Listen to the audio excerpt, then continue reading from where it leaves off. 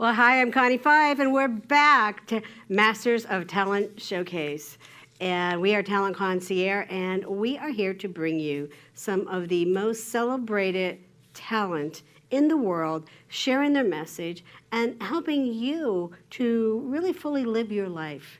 And each and every one of them has such a powerful story to share, and a story that you want to bring in to your next corporate event, association event, and help your teams, your attendees, and leave them walking away really wanting more, but more importantly, helping them change to make something better in their life and take that next step.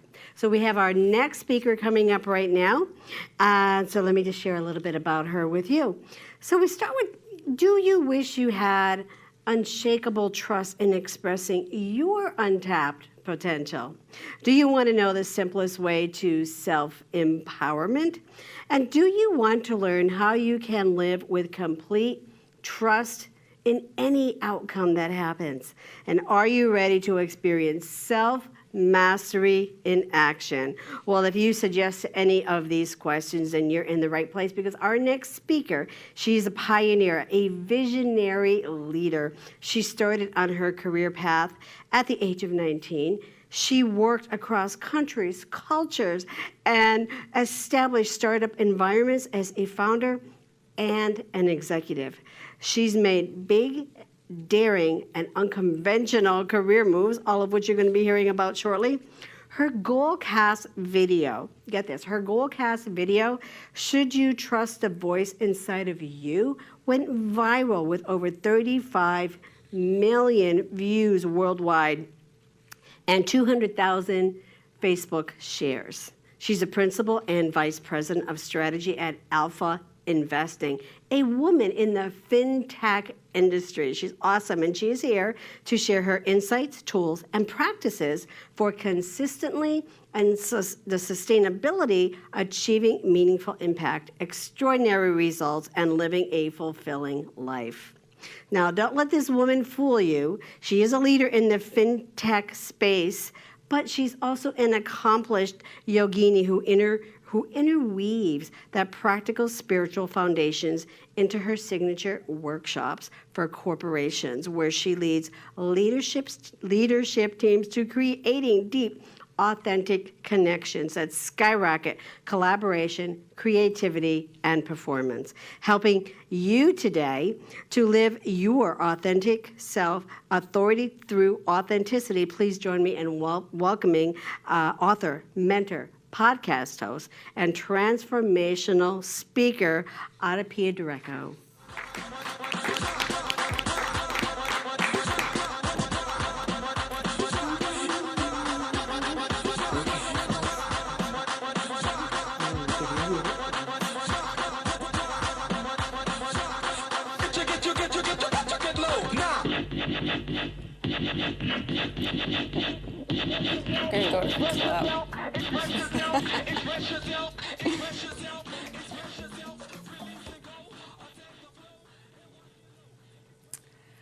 I'm here today to talk about the C word, career.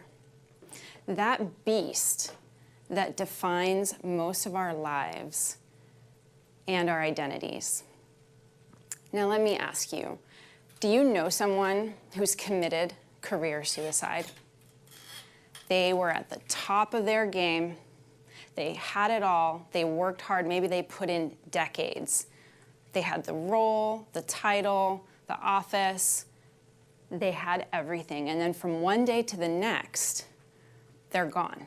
Maybe following their passion, following their hearts. You don't know what happened to them. And there's a voice inside of you, maybe like a valley girl. It's like, oh my God. Oh my God. And you go to LinkedIn immediately and you delete the connection because you can't be associated with failure. And then, because you're stalking them on Instagram, because we're all Insta stalkers, don't tell me you're not, you see them a few months later living their best life ever. And it looks like they have this phoenix rising from the ashes, this glorious comeback with a 6-figure online revenue generating business. Maybe they're a YouTube star, maybe they have 5 books, they're on Oprah. or they're VC backed with the next big unicorn on the way. And that is the stereotypical success story, the poster child of leaving your miserable corporate job to pursue your passions and succeed. Or do you know someone who left their career and then completely crashed and burned? They went so far off the rails that your Valley girl is like, I knew it. Go to your LinkedIn and you delete your second connections, because you need like at least 2 degrees of separation from complete embarrassment. Whatever happens to that person, the person who leaves it all with the best intentions, with passion in their heart, and just doesn't make it?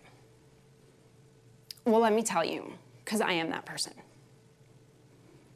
I made a huge leap of faith. I was at the top of my career. I was an executive, leading female executive in the fintech industry, somebody who helped define that industry. And I left to pursue greater meaning and purpose. And when I took that leap of faith, I fell flat on my face. So I'm not here today with a glorified success story. I'm here with a humble and glorious return to empowerment, the path to self-mastery. I'm here to challenge the idea that there is such a thing as a wrong choice. I'm here to instigate the force in you that knows that you know what you want. I'm here to out the victim that's telling you that your choices will make you suffer if they don't go the way you want them to, or the way that out there expects them to go. I'm here to remind you that the only power and the only authority is within you. And if you stop to feel into that for a moment, that you are the source of your own power and your authority, you get a yes. Might even get a hell yes. I am. I am the only authority in my life. Try saying that with me to yourself silently, whatever's comfortable for you. I am the only authority in my life. How does that feel? Does it feel weird at all? Because when I first started working with that, it was very weird. I felt like I'm an imposter. I was like, where is anyone? Make sure nobody sees me saying that I am that powerful. Because we are taught and we are conditioned to believe that authority is outside of us. And it is the biggest lie in all of humanity across all time history. Authority is right here within us. We're told that out there is authority. Anyone other than us is the expert, is the guru, knows what's best for us. And that out there needs to tell us who we need to be. But we all know that that's a bunch of BS. Can you remember a time in your life when you were yourself? You just did whatever you want. You faced a challenge. A lot of times this is when you're a kid. You just go for it. You don't care. You're like, fuck it. I'm going to do this. I remember a time when I was 13, and it was the first winter after my family had moved to the back country of British Columbia. And my sisters and I were so excited. We lived next to a big mountain, a hill. There's this 100-foot hill. And we were so excited, we couldn't wait for it to snow enough to go tobogganing on that hill. So finally, there was a good 4 feet of snow, and it was a Saturday afternoon, a little overcast, everything was white, and we're like, okay, let's do this, let's go. So we put on our snowsuits, get ready, get our wooden toboggans, you know, those wooden toboggans, and we go outside. And I see them, they start down this long path, like the cow path that goes up the side. I was like, what are you doing? It's gonna take you forever. And they're like, we're gonna go that way. And I was like, well, I'll meet you there. because I want to go straight up. I don't have time to go the long way. So they started going. Eventually I saw them a good way up and I made my move. And I go down the valley and I go up the mountain. I get to the foot of the mountain. I was like, oh my God, that's really high. And who put that forest there? But I was not going to go back. And I was like, all right, here we go. So I just started up this mountain. And I could see my sisters got there a few minutes before me, and they were cheering me on. They were like, yeah, get it, get it, get it. I got up the hill, and man, I was a mess. I was disheveled. I had sticks in my hair, but I was so exhilarated. It felt so good to get there and to be there with my sisters. Because when we are unabashedly, unapologetically ourselves, there's so much freedom and there's so much joy in that moment. It's a moment of choice. It's a moment of choosing when we choose ourselves. We make empowered choices. We self-empower by the action of choosing. So when I was at the top of my career and I made the choice to leave, did I make a wrong choice? Was I lost? No, I wasn't lost. I'm not telling that story, not to you and not to myself. That's a disempowering story that makes me a victim of my choices. I know exactly how I got there. I worked really, really hard to get there. I started my career when I was 18.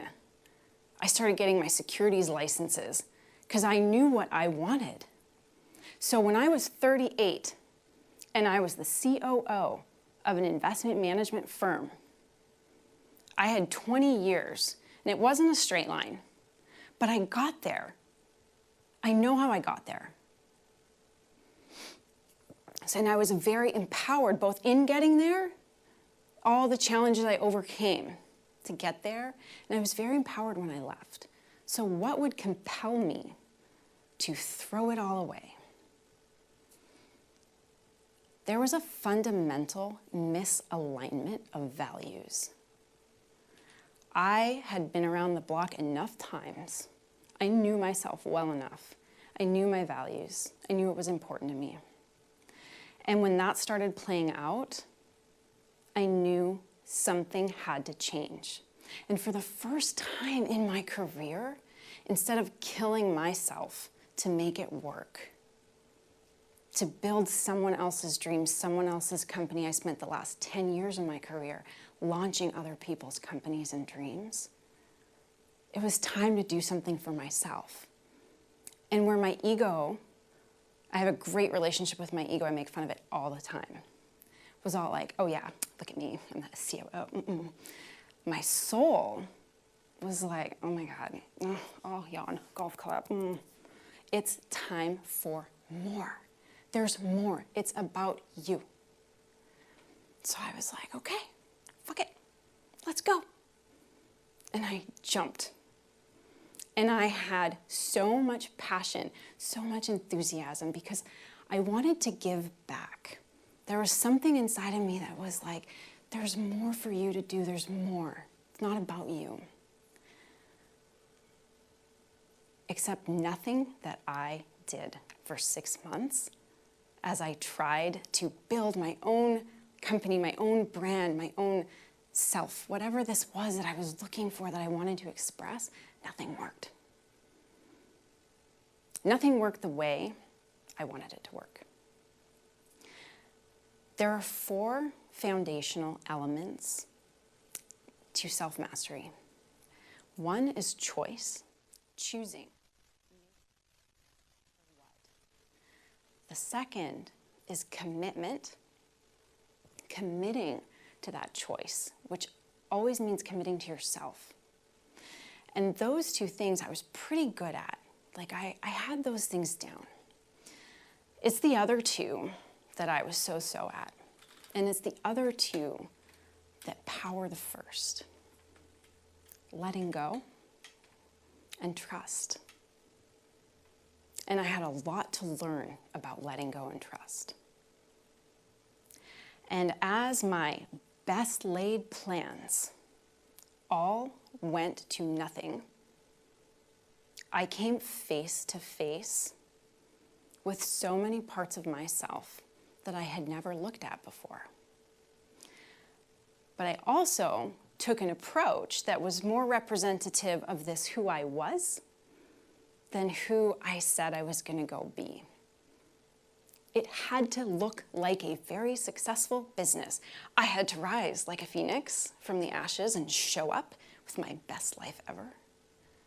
It had to work. My life depended on it. Except it didn't.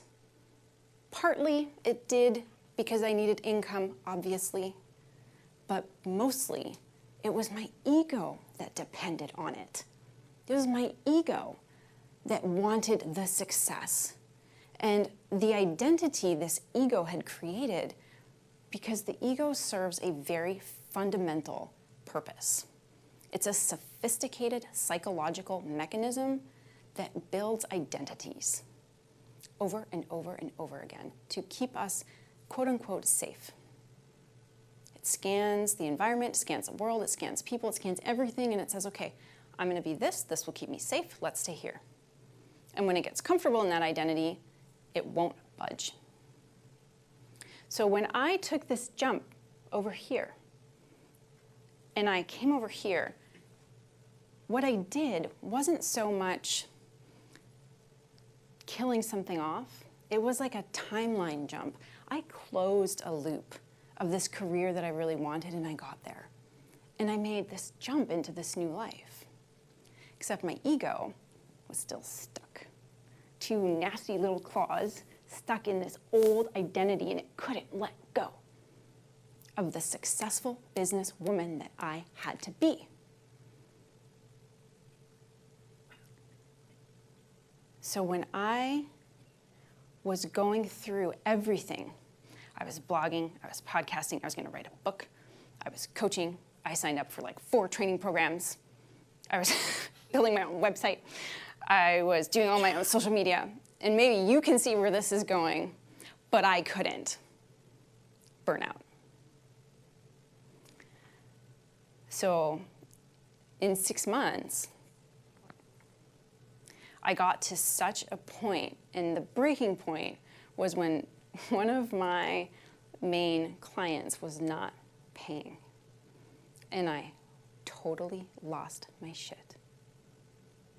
I had a mortgage to pay, I had a home renovation underway. I really took a leap of faith, I'm telling you. And I just couldn't deal. I couldn't deal. And it's hard to admit, because I'm supposed to be this independent, strong, successful businesswoman, put together, poised all the time. I was not. It was a total breakdown. And it was at such a low point because I had allowed these negative narratives, all the disempowering thoughts, to take over everything I did. No matter what I did, it wasn't good enough for me.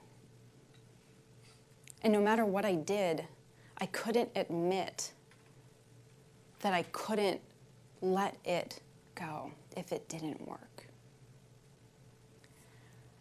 And I found myself one day truly in despair. I mean, I was screaming at the universe. I had it. I was like, you, how could you do this to me? How could you do this to me? It's supposed to work if I follow my passions. It's supposed to work. The money will follow. But it wasn't. And here I was cursing the universe. And the universe took my hand and said, hey, wake up. Although it wasn't that nice. It said, wake up. You chose. You chose. You made those choices. You said, yeah, I'm in. Let's go. You chose. And I had to reflect on that. I really had to reflect on what I knew my values were, what I knew my passions were, what I knew my goals were, what is important to me, what is meaningful to me. Those were all on the table for me to reevaluate. And the letting go. See, me thinking I could control that process was the same as me thinking I could control that toboggan on the way down the hill. Because I couldn't, not at all. So my sisters and I were at the top of the hill. It's about 100 foot. It's back country, full of snow, twigs, rocks. There was everything under that snow. We're like, okay, one sister on one side of me, one sister on the other side of me. We're like, we're ready? We're like, yeah, let's do this. So we go, 70-degree incline down this backcountry hill.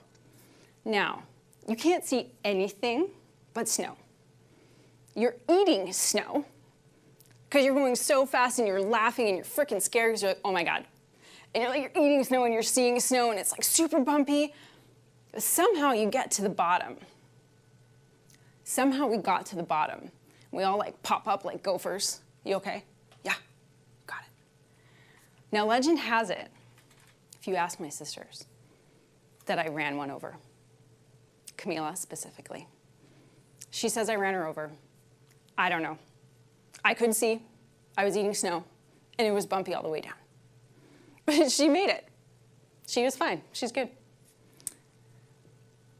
If I had taken the same approach to what I had jumped into, joy and enthusiasm, I might have enjoyed the ride. Now, I didn't take anyone out on that jump, except for my ego. My ego got run over. My ego got pummeled over and over and over again. What I was learning, what I learned, was that I was in a dark night of the ego, not the soul. My soul was good. It was my ego. Hence the relationship I have with my ego now. And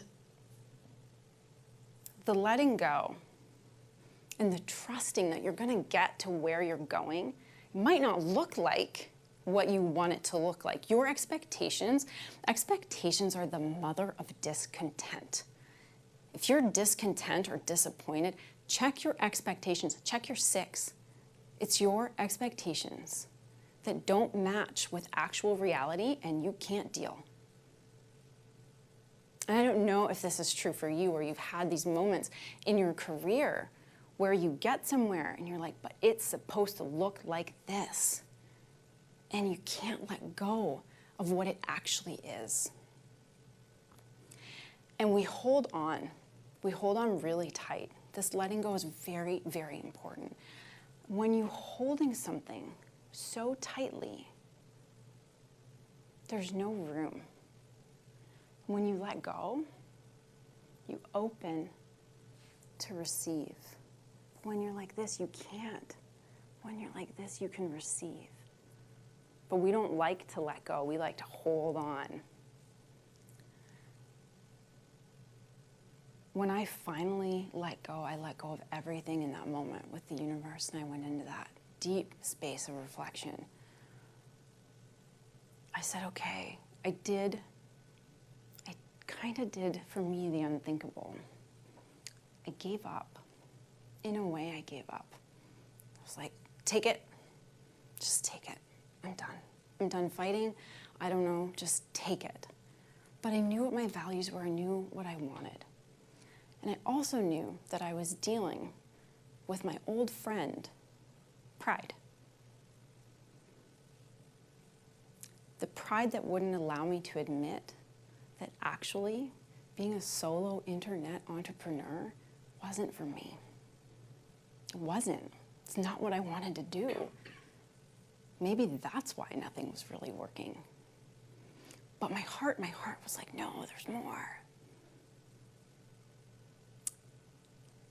And this is one of the most incredible things that's ever happened to me in my life. Because I was not one to believe in such things.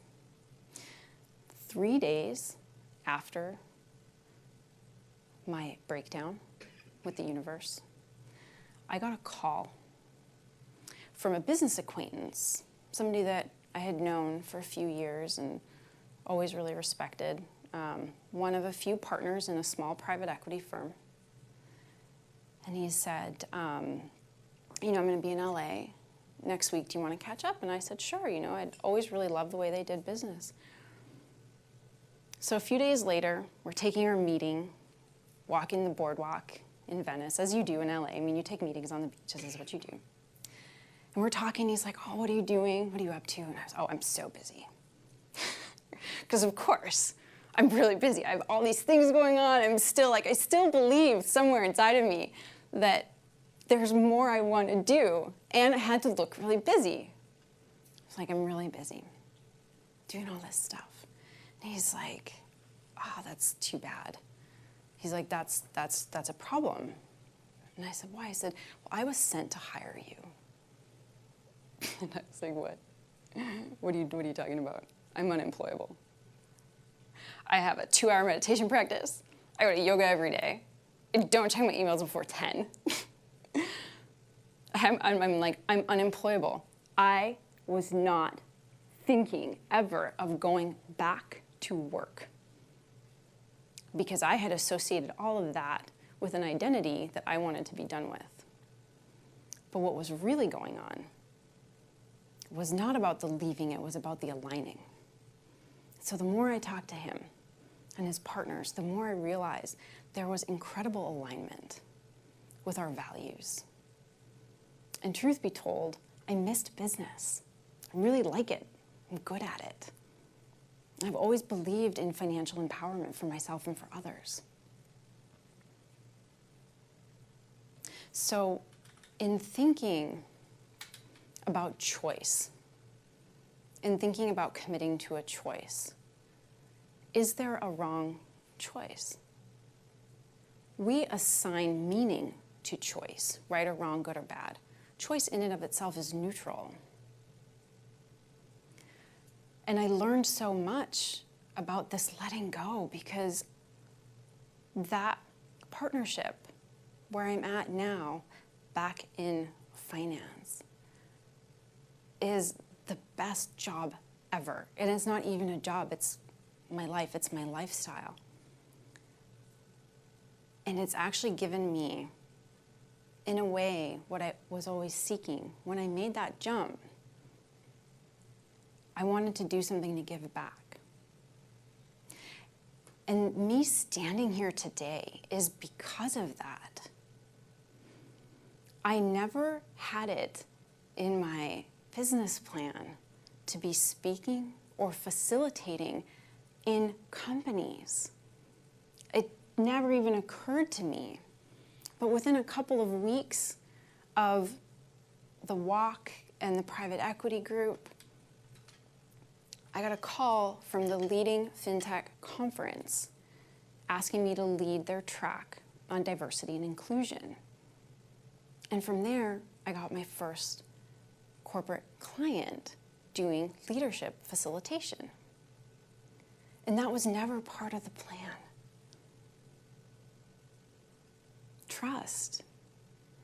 It's like making a snow angel when you just like drop and you just have to trust. And this is not just trusting a higher force, because sometimes we can give our power away to this idea that there's something else that's going to come and save us. But it's trusting yourself, because that relationship that called me was one that I had built for many years. And the personal work that I was doing, the space that I had given myself over all those months of trying to build this business that was not meant to be, was a very deep understanding of what my values were. And we were so aligned with this group that they wanted me to continue doing what I set out to do. And in fact, the podcast, one of my many projects that I started, I've now repositioned and rebranded to be part of the private equity group. And so all these things just started falling into place. And I really began to understand what this inner authority is, what this self-mastery is. When you choose, when you commit, and you let go and you trust, it builds this foundation. And being okay with doing some shadow boxing with your ego, getting really well acquainted with it, because it does serve a purpose. Everybody wants to get rid of the ego, but it serves a really important purpose. It helps us to understand ourselves. Because from self-mastery, from those foundational elements, we move into self-awareness. This self-awareness is self-knowledge, self-understanding. It gives you the power to know yourself so well and so deeply that when you say, I am the only authority in my life, yeah, you are. You know you are. And you make decisions and choices from a place of power. You don't need external validation. You don't need to create the picture-perfect life, the picture-perfect career, the picture-perfect anything. You come from here. And that trust element, there's some faith and some belief there that you will bring in exactly what you need because it's aligned to you. And there are others that have that too, that want what you want. And most importantly, that you know what you want. When all of this was going down, because it really was a tumultuous few months, when I completely lost this sense of self, of identity, and I remembered a friend, a good friend who is the most incredible photographer. He's like the friend that you want when you get married, because you don't need a photographer, you just invite him.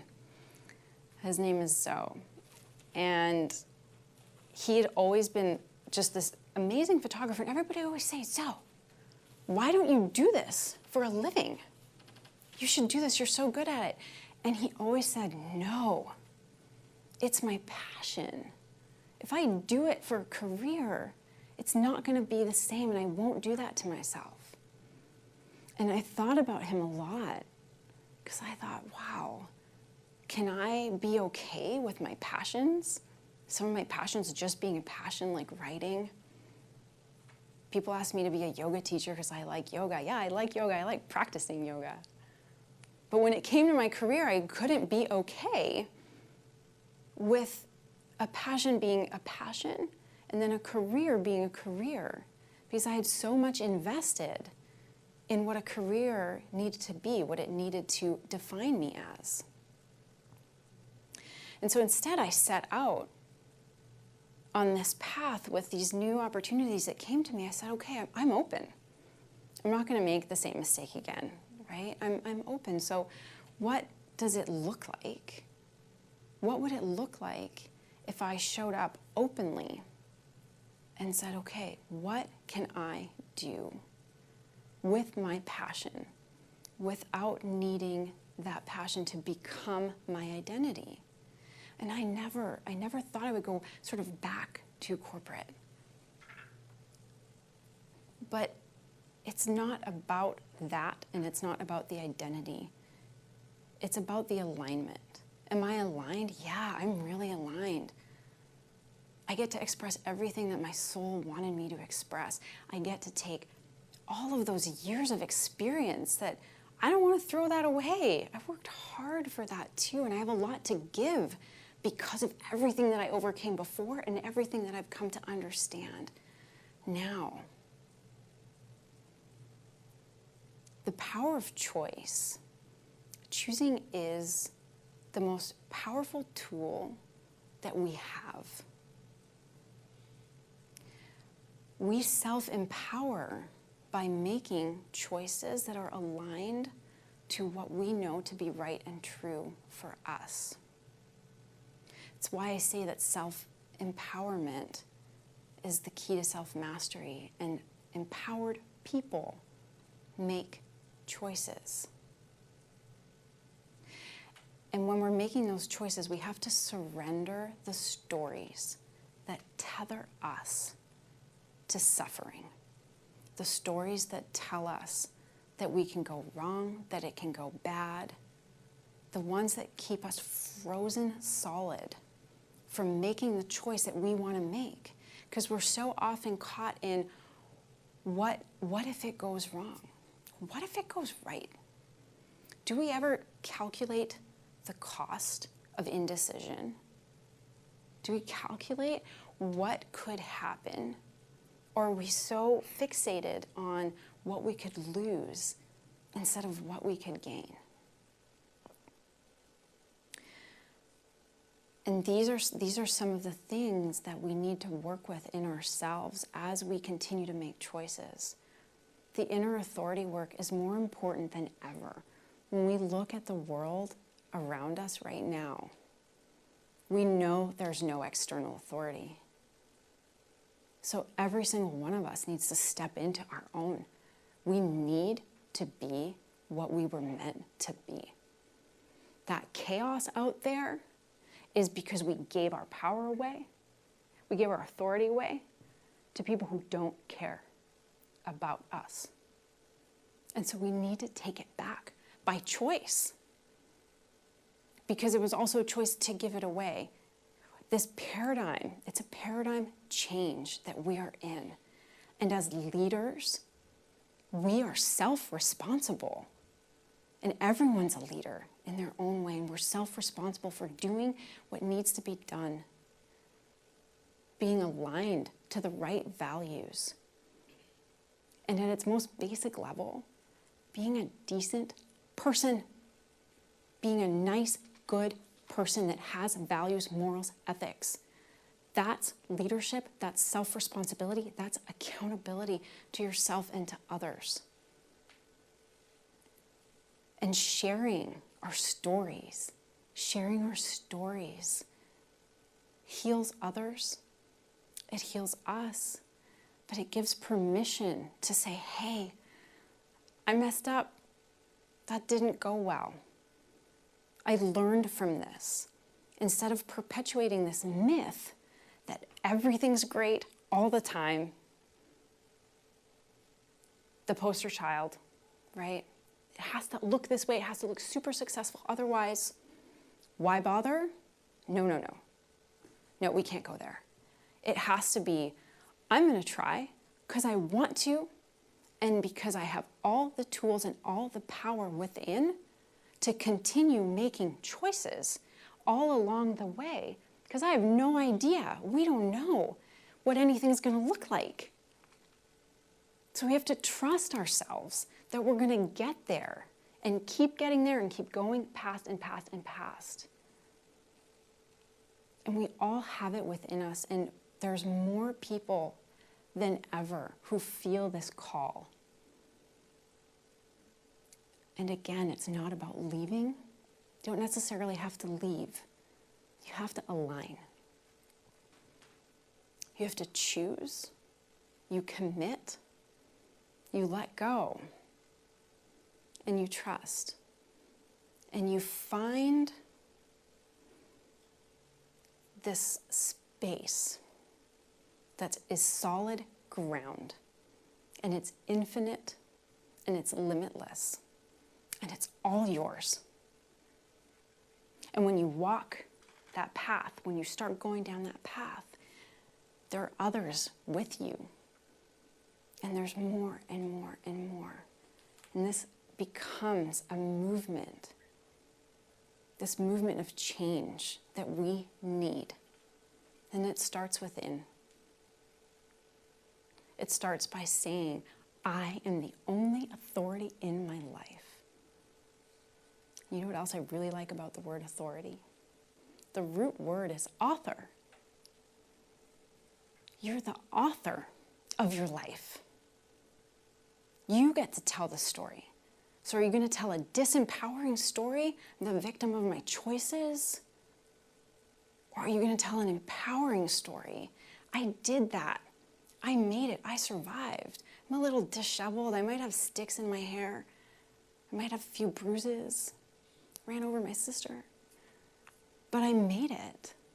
And I'm going to keep going because I know I can.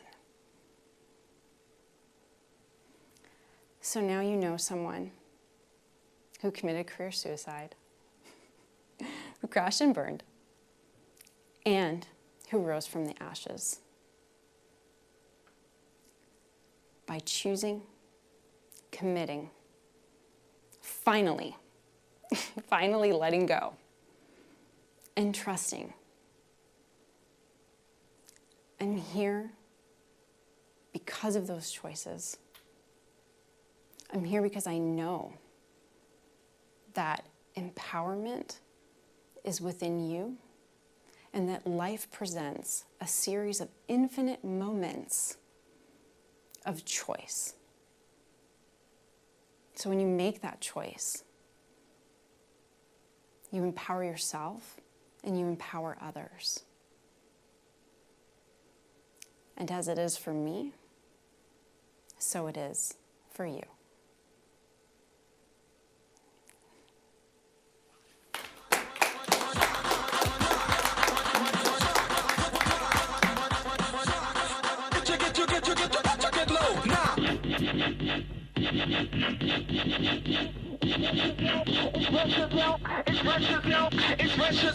Express yourself, release and go, attack the flow, and walk it low. Express yourself, release and go, attack the flow, dip low.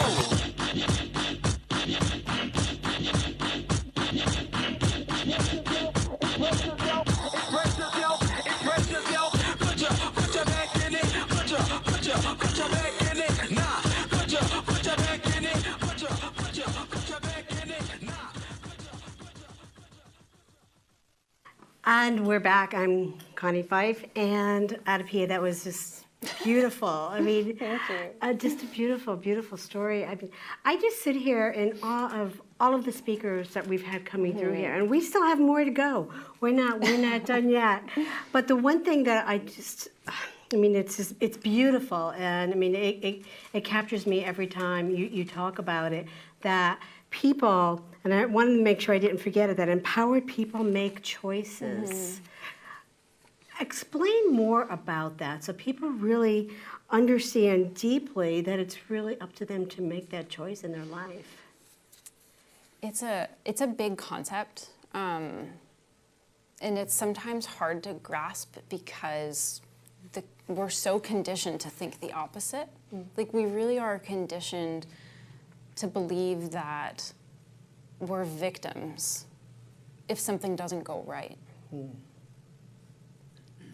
And so the idea that choice is empowering can also be really scary because it's too simple, and it means responsibility. Like, amazingly huge self-responsibility and accountability. You can't blame someone else if something goes wrong if you say, I made that choice. And even beneath that, the layer beneath that is even the concept that there is somebody to blame. Because there's not. That whole mentality of blame, there's a victim and a perpetrator and somebody to blame, and that is very subversive. It's very poisonous, but it runs through the culture. It runs through the world. And it comes into our consciousness, and we don't know any better unless we're doing self-work. And as you know, I'm a big proponent of self-inquiry. It's what I do, it's what I talk about, it's what I teach, and why I really believe that knowing yourself so deeply allows you to actually claim that power of choice. Because choosing is also free will. True. Very, very true.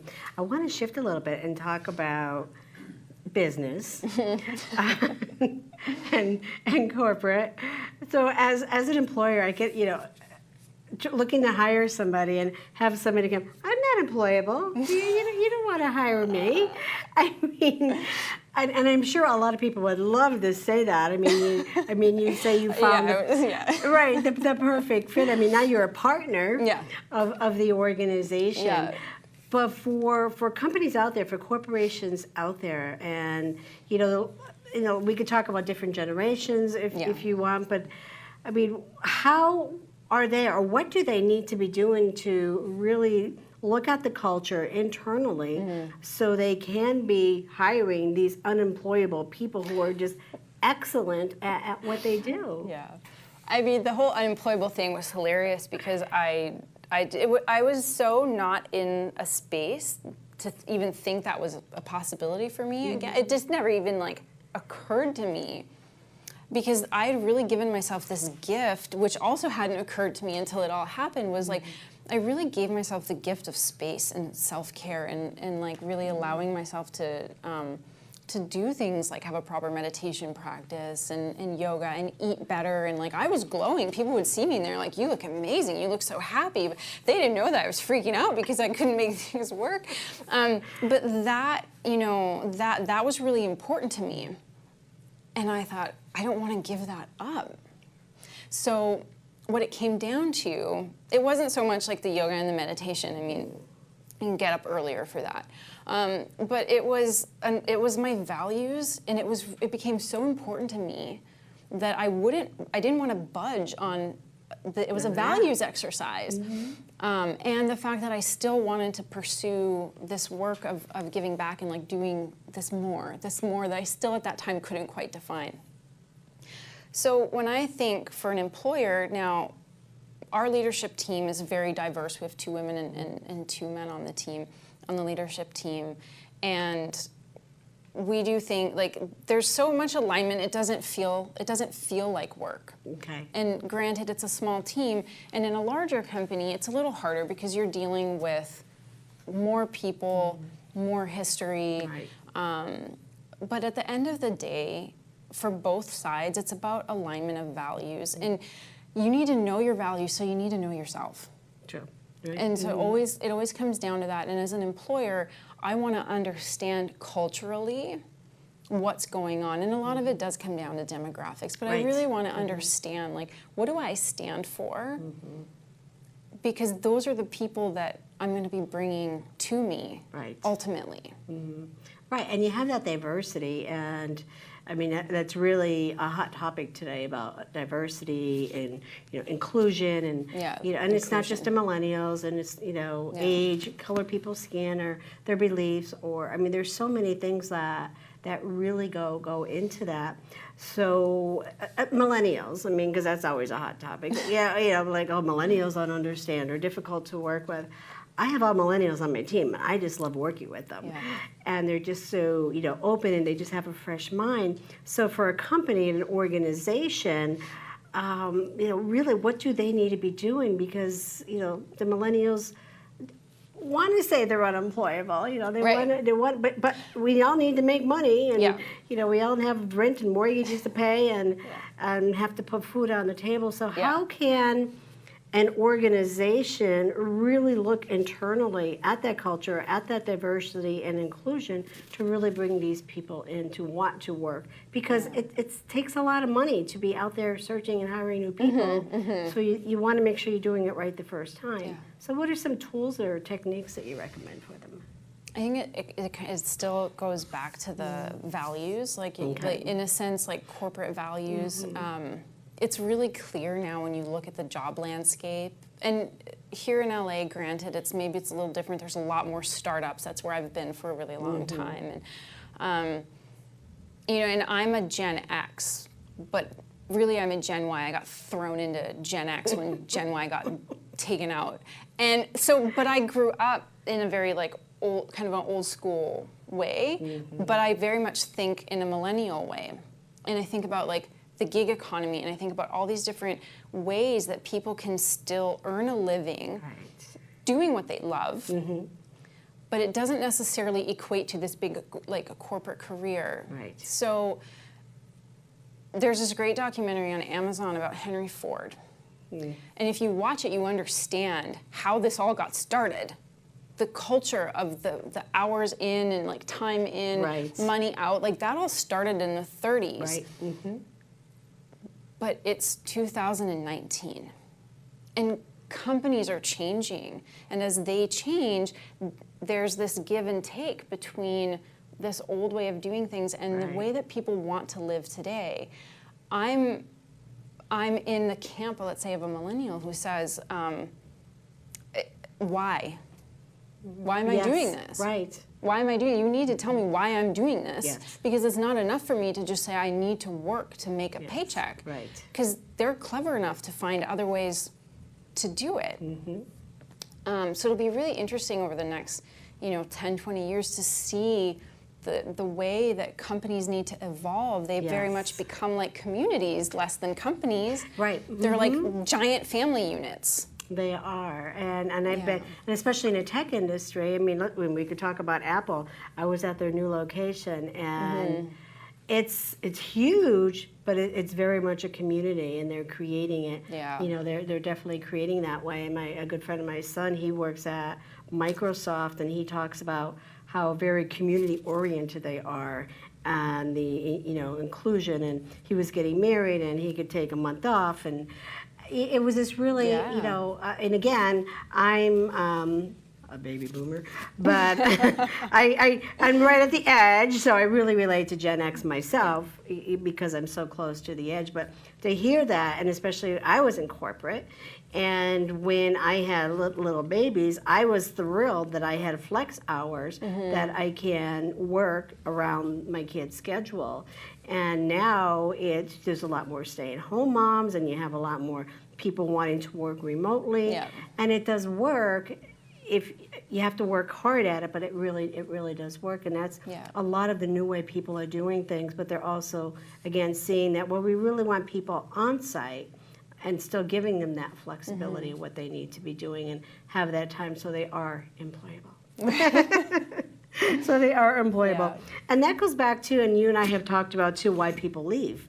And that's a lot. Even years ago when I was at the Chamber of Commerce, we were doing some community study and research and looking at, because it's also about economic development and bringing companies into the area, and what are the employees looking for, not the employer, but Yeah. the employees, and that's what they're looking for. Yeah.